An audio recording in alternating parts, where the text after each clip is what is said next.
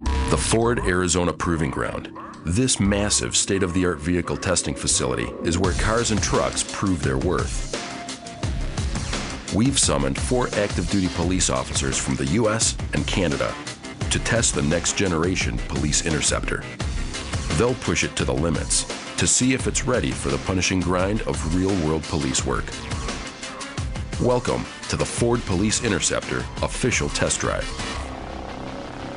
I can certainly give you my opinions as a professional instructor and a police officer who's been there for 34 years. It has to be a vehicle that I can take any of my officers and say, go out and do your job without any further training. My current assignment with the OPP is Manager of Specialized Patrol. So my expertise is really preventing officer-involved crashes. Back in '98, joined the military police, did that as a private, and then ended up going to Germany, spending a little time working the road there, and went to Iraq, and I worked for the Dundee Police Department. We begin by testing acceleration, power, and performance on the handling course. A challenging 2.5 miles of decreasing radius twists and off-camber turns. Up first, the all-new Police Interceptor sedan with standard 3.5-liter V6 engine and all-wheel drive. The acceleration is always there. The acceleration coming out of any of the corners was amazing. It was a constant acceleration without sliding off the road, which you can't do in our current cars. You just can't do it. Helping boost acceleration is the new 6-speed transmission.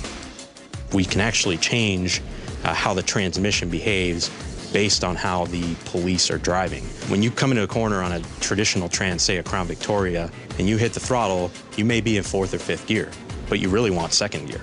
And that downshift takes time. And that's what we've eliminated. It's in the gear you want.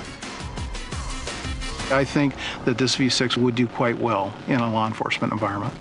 Officer Terry Bykirk tests the all-wheel drive Police Interceptor sedan with the optional 3.5-liter twin turbocharged 365 horsepower EcoBoost V6. The response on that accelerator is remarkable. Yeah, it's not at all what I would have expected for a 6.